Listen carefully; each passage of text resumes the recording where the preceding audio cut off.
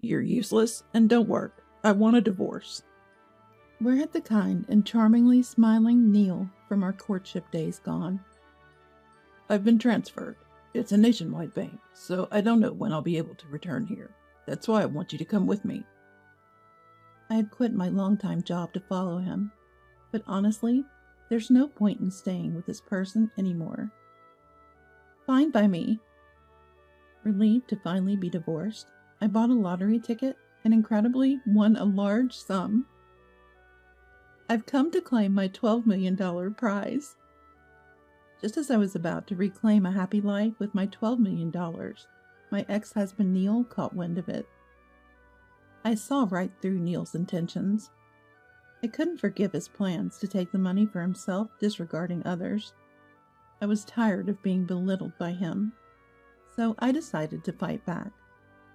I'm Mariah, a 35-year-old housewife. Since graduating high school, I had worked for about 10 years as a City Hall employee. I thought I'd retire there without much happening. Life changed when I met my husband, Neil. We met at a restaurant near the City Hall. It's a sizable place with a vast menu, popular for meals after meetings or completing significant tasks. That day, having finished chairing a meeting, I decided to treat myself to a nice lunch there alone. What's recommended here? A man stood in front of the restaurant, perplexed by the menu. With its extensive options and colorful displays inside, it's common to see people deliberating over their choices. I was drawn to this man, indecisively tracing his finger over the popular recommended and manager special signs. Normally, I'd walk past, but I found myself speaking to him. If you're here, I recommend the chicken Neapolitan. It's deliciously sweet and spicy. Chicken Neapolitan? Is that on the menu? Yes, the mix of chicken and Neapolitan ketchup is really tasty. Then I guess I'll try that. His smile when he said that was so charming, I was captivated. At first, he seemed like a capable businessman, but his smile had a boyish quality. That keychain. Oh, this? Got into it because of my sister. Just went to their concert recently. The one just the other day? I was there too. It was amazing, right? We hit it off over our shared love for the artist and unexpectedly ended up having lunch together. Familiar with the restaurant and it being lunchtime, our short conversation was enjoyable. I felt a sense of fulfillment, not enough even for our lunch break. It seemed Neil felt the same way as he approached me when leaving. If you don't mind, I'd like to see you again. Could we exchange contact information? Living my usual life in the usual place, I never expected such a dramatic turn of events. Could something like this really happen outside of a drama? Despite my doubts, we exchanged numbers. I wanted to talk more, and it was exciting to share such enthusiasm with someone. Afterward, we started going out for meals and attending events together. Our relationship naturally progressed, leading to dating and eventually marriage. We got married when I was 33 and Neil was 34. I wanted to cherish the happiness of being with Neil, but life doesn't always go as planned. Mariah, I need to talk to you. Neil came home with a troubled look. What's wrong? Come on, let's eat. I've been transferred. I had to tell you as soon as possible. I couldn't wrap my head around it suddenly. Transferred? What do you mean? They said with my promotion, I should go see the world outside, and I can't really refuse. Though surprised, part of me understood. After all, Neil was a banker. His bank has branches all over, so I knew transfers were part of the job. I had braced myself for this, but Neil's words and expression concerned me. Would a normal transfer make him look so down? Wait, what do you mean by the outside world? Is there something hard to tell? Actually, I'm being transferred to Boston. They want me to train at a branch there. What? Boston so suddenly? I knew that as a banker, Neil might have to relocate, But Boston of all places? We lived in a provincial city, so Boston was quite a distance away. We had discussed what we'd do if you were transferred before we got married. I had expressed my preference for him to go alone if that happened. But now, Neil was suggesting we break that promise. Please, Mariah, I want you to come with me. Wait, I have my job here too. I fully understand it's hard, but I can't bear to be apart from you.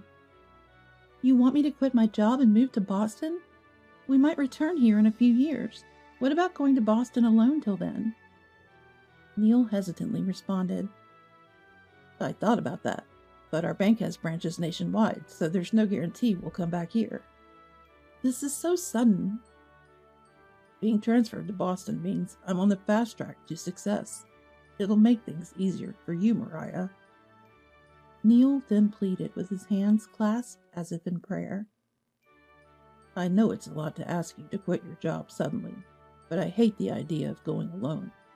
I'll work desperately hard on this career path, so please, come with me. I couldn't refuse after such a plea. Honestly, the thought of Neil transferring alone and how it would affect our lives worried me. We had discussed wanting children soon, so living apart seemed impractical. All right, I'll go with you, Neil, but you have to work hard, okay? Thank you. I'll do my best. I'll become a branch manager and make life easier for you, Mariah. I wish I could have told myself back then. I wish I could tell myself then not to go with him on the transfer. In Boston, Neil seemed like he had changed. He became a work-first person, or perhaps it was mostly the loss of his smile that made him seem different. Welcome home. Ready for dinner? Huh? Can't you see how tired I am? No way I can eat. He would go straight to the bedroom, looking as if he might collapse, his face expressionless. Mornings came too early for him, and days without a morning greeting continued. Neil, you look pale. Are you okay? I hadn't seen his smile in a long time. We barely ate together, and he usually came home after midnight. Although I heard weekends were generally free, he was hardly ever at home. Even when home, he'd stay in the bedroom shut away. It felt like living alone. I started to wonder about the point of quitting my job to follow him to Boston. Maybe I should have insisted on him going alone. But no matter how much I regret it, there's nothing I can do. I need to find something to do for myself. Just passing the days aimlessly would be such a waste. Then one day, I got an idea when I saw a flyer in the mailbox. If I'm going to be at home all the time, I might as well start working. So I applied for a job at a nearby cafe that was hiring. Fortunately, I got the job right away. Having only done office work before, everything about this job was new and exciting to me. And above all, seeing the customer smiles up close was delightful. The cafe where I worked is known for its latte art, and people come from all around to see the owner's creations. I thought how fun it would be if I could make such beautiful latte art myself. Working at this cafe in Boston, I found a new joy. In my free time, I learned latte art from the manager, spending fulfilling days. Gradually, I started thinking about how nice it would be to do something professionally with latte art. It was around this time that I began to ponder starting my own business. I dreamt of how fun it would be to have my own shop and spread the joy of latte art. These fantasies were my escape from the growing disconnect with Neil. Gradually, this escapism turned into a solid goal, and I started researching what it would take to own my own shop. But that wasn't all. Maybe I should try my luck. Around this time, I started buying lottery tickets. Working at the cafe was fun every day, and I earned my own money. I thought everything was great, but Neil didn't seem to think so. One day, while I was practicing latte art on my day off, Neil spoke to me in a bad mood. Hey, what's with you lately, Mariah? What do you mean? Is something wrong? No, it's just, You're always playing around, neglecting the housework. There's dust everywhere, and you haven't prepared meals. Of course, I did what I needed to do before going to work part-time or practicing latte art. I used to make breakfast and dinner for Neil, but he often came home late at night and skipped dinner. Lately, he would leave for work without eating breakfast, so I stopped preparing it. Neil, you hardly eat at home these days. That's not the point, is it? Are you just making excuses because you don't want to do it? He never used to speak so oppressively. Since moving to Boston, he seemed like a changed person. And what's with the cafe and latte art? Isn't it embarrassing as a banker's wife? And you talk about wanting kids, but you don't even cook proper meals. Isn't that failing as a wife? I was actually visiting the doctor between part-time hours, but it turns out there's nothing wrong with me. I don't appreciate being accused of running off to play. And about the child, the doctor said there was nothing wrong with me and asked to see you next time. When can you go, Neil? Then Neil suddenly shouted and raised his hand. What? Are you saying it's my fault? I didn't say that. The doctor just asked when you could come in for a check. I've told you, I'm busy with work. It's not like you, playing with coffee. Don't lump us together. I couldn't believe Neil would say such things. Where had the Neil who used to smile gone? Since coming to Boston, really had changed. I feel sick. I'm going to work. Wait, isn't today your day off? And it's already evening. There's something I need to finish. It's none of your business. He left, but he didn't look like he was going to work. He was in casual clothes and sprayed cologne 2 or 3 times before leaving. Wait, do you always wear cologne? My casual question was met with a glare from Neil. His frequent rushes out of the house, mood swings, and taking it out on me were becoming too much. Honestly, I wanted to build a good relationship with Neil. Living in an unfamiliar place, he's my only family, so I want to support and help each other. But I realized Neil's view of me had drastically changed. I wanted to have a proper conversation about it. If he's unhappy with me, I want to fix it. Hey, can we talk for a minute? That's good timing. I have something to say, too. I wondered what he wanted to talk about. With that thought, I sat down on the living room chair. When was the last time Neil and I sat face to face in these chairs? Lately, it feels like we haven't even looked at each other properly. So, what did you want to talk about? Don't you already know? What do you mean? You're so oblivious.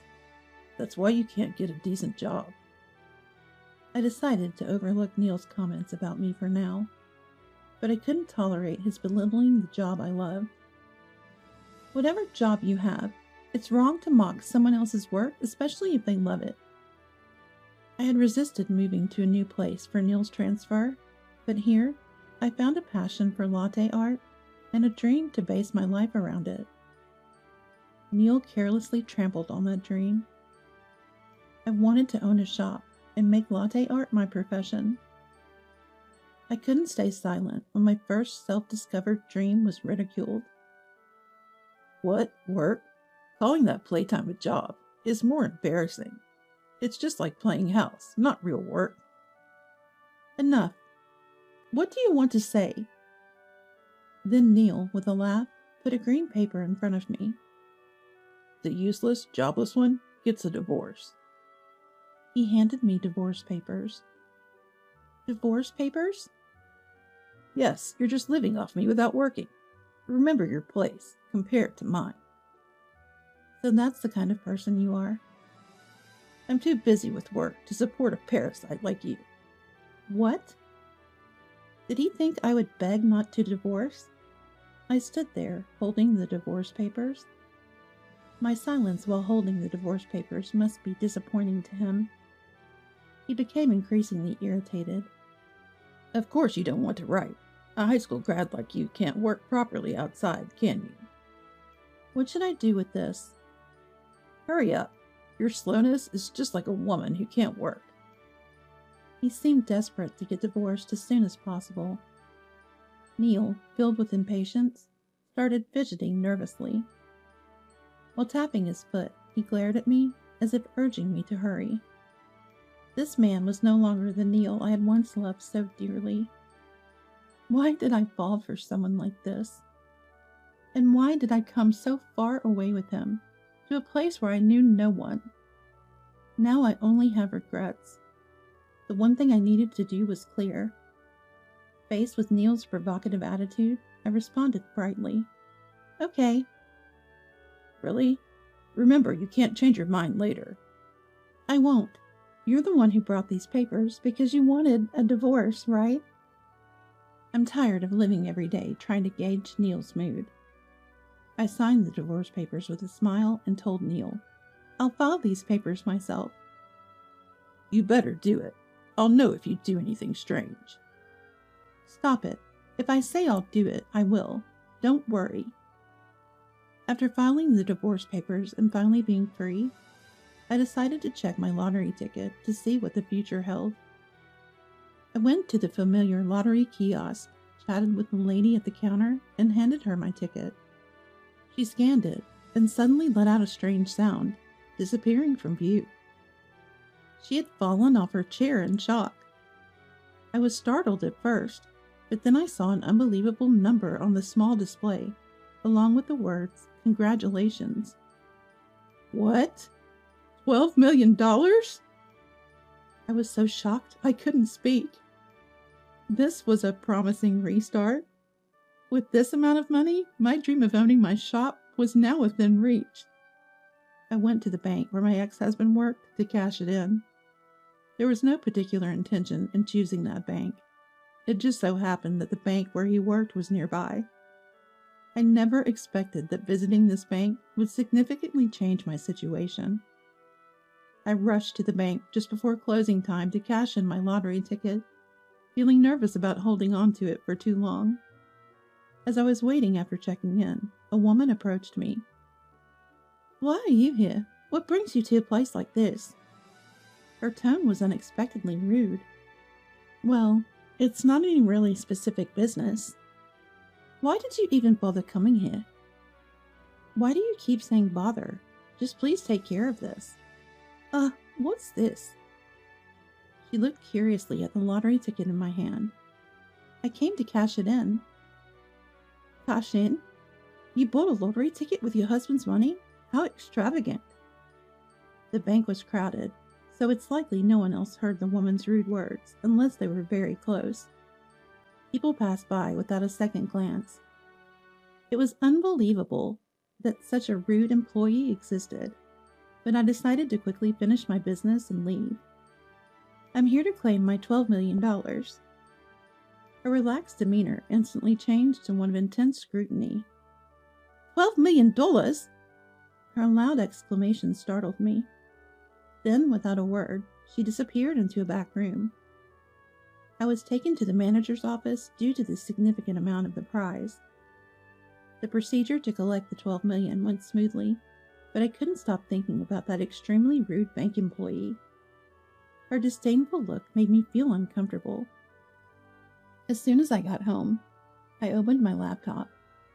Neil's bank, through a national chain, had a blog for each branch detailing daily events and promotions. I was sure I could find something about that rude employee. Browsing the blog, I discovered her name. With her name known, the situation was in my hands. While I was researching the woman on the blog, I received a message. It was from Neil, asking if we could meet tonight. Honestly, after filing for divorce and considering him a stranger now, I saw no need to meet, but I decided to oblige. Neil's pride must have made contacting me a humiliating ordeal. His message was full of condescension, saying things like, "I thought you'd be lonely, so I'll meet you." Or, "I figured you'd had enough of living alone." I was furious inside, but wanted to settle things, so I agreed to meet at a cafe. When we met outside, Neil immediately started talking upon seeing me. "Hey, shouldn't we give it another try? I've been thinking a lot since then." Give it another try? Yeah, I was angry back then and said things I didn't mean. So you want to start over with me? Looking at me, Neil continued. Yes, we've had our misunderstandings, but I believe we can still become a great couple. Watching Neil, clearly intoxicated with his own words, I decided to settle this. If you insist, maybe we could give it another try. That's the Mariah I know. Did you really think I'd say that? Neil looked at me shocked, so I decided to enlighten him. I'm glad we're divorced. You wanted to reconcile for the money, right? Money? What are you talking about? Don't play dumb. You thought about keeping it all for yourself, didn't you? Neil leaned forward across the table, pleading. No, of course not. And $12 million is a lot of money, perfect for buying a house and starting anew. I never mentioned $12 million, did I? Neil finally realized his mistake and covered his mouth, but it was too late. He had already let it slip, and covering his mouth in a panic, couldn't undo what had been said. You had an affair, found your wife bothersome, so you decided to divorce, and now you want to remarry for money? Don't make me laugh. No, it's not the money, it's just that... Do you even realize what you're doing and saying? Neil was visibly uncomfortable and restless. So you heard it from that woman, Rebecca, right? What? What are you talking about? I know you two are dating. You thought if we got back together, you could buy Rebecca even more gifts, right? Despite the cold season, Neil was sweating. Did you really think you could fool me with such a trivial excuse? I showed Neil the photo I was holding. I thought something was odd when I visited the bank. Then this very rude woman approached me. I found her distasteful, but she turned out to be your girlfriend. The photo I was holding was of Neil and Rebecca standing together. They didn't look like mere colleagues, but rather like a couple standing close to each other. To claim they were just workplace acquaintances would be quite a stretch. If he was trying to pass off that implausibility, he really needed to think again. I work at a cafe that turns into a bar at night, and I was surprised to see you two on a date there. I heard about it from the owner and colleagues, but I couldn't believe it. Well, I asked the owner, and apparently, you two have been coming there occasionally for about 2 years. My hand holding the photo was trembling. I had only worked part-time during the day, waiting for your return, but you were cheating and planning to leave me for the younger, beautiful Rebecca, weren't you? Neil had no response, looking down. But then, I won the lottery, and you changed your mind, right? He looked at me guiltily. So you thought if you withdrew the divorce, you could squeeze money out of me as your husband? That's right. Money is a shared marital asset, right? I've been living with you for years, so if we got back together, it would still be shared property. Wait, are you serious? I sighed at Neil's words. How could he have the nerve to propose reconciliation after he was the one who initiated the divorce? Sure, I have the lottery ticket, and I won a substantial amount, but I bought it after we filed for divorce. What? What does that mean? Be clear. It means it's not the subject to property distribution. I've already checked with the lawyer. Neil looked at me with a resentful expression. You can't be serious. You initiate the divorce, and when I come into a significant amount of money, you think we can just get back together? I never said that. But that's the reality, right? I heard it. I operated my mobile phone. What played was a recording. From the background noise, I could hear Neil and Rebecca's conversation. They talked about my $12 million win, and how getting the money before divorcing would make buying a house a reality. The woman's excited voice in the conversation was notable. This is from when you were talking at the bar. How did you get this? I was recording a video, and your conversation accidentally got recorded. So you were planning to take my $12 million win and enjoy it with your mistress, right? Because it's not fair for you alone to be so lucky. You just play around at the cafe and then get a fortune? And you can't forgive me for one or two affairs? From my point of view, it's you who's out of line, always playing around. I couldn't understand how my part-time job and Neil's affairs could be compared, but I decided to settle this matter once and for all. All I wanted to say was about that fact. This branch? It had some colleagues who attended our wedding, right? The world is really small. So, what if a colleague was there? What does it have to do with you? I showed them the video because they wanted to see it. They're interested in flair bartending. Oh, and by the way, the video includes your conversation. Then, Neil stood up from his chair with a loud noise. He stood up so abruptly that the chair toppled over, making a loud crashing sound. Hey, what are you thinking showing that to a colleague? They wanted to see it, so why not? What are you doing to me? Holding his head, Neil crouched down. It was understandable. One of Neil's colleagues, who attended our wedding, was rumored to become a manager. Being noticed by this colleague meant getting off the promotion track. All my efforts, up to this point, and to be discovered by that guy of all people. You thought it would be fine, as long as it wasn't discovered, right? Neil ended up far off the promotion track, now relegated to a teller dealing with shredding duties, overtaken by his juniors and regarded as a nuisance at the bank. But that was their own responsibility. They chose the path that led them here, so they should accept the consequences. Rebecca was called by her boss and told that resignation was her only option. Rebecca reportedly insisted, I really don't want to resign. But once her affair was exposed so publicly, she had no choice but to resign. Eventually, she resigned. Rebecca, it seems, was the kind of person who couldn't do her job well. She couldn't understand instructions, did sloppy work, and essentially couldn't do anything, resulting in her not getting any job offers, even though she was registered with the temp agency. After the divorce, it seemed they blamed each other. I continued to practice latte art and decided to go independent. I was unsure about starting my own business, but the cafe owner was very helpful with various consultations. Thanks to the owner's kindness, I was able to open a new cafe. I had been doing administrative work at City Hall since high school graduation. However, following the transfer and discovering the fascinating work of latte art was a stroke of luck. If Neil had gone on his transfer alone, I likely would have never encountered latte art. There were certain nights at first, but thanks to word of mouth and magazine features, the cafe did well. I never dreamed of owning my own shop, so it's true that you never know what life will bring. That's what makes life interesting.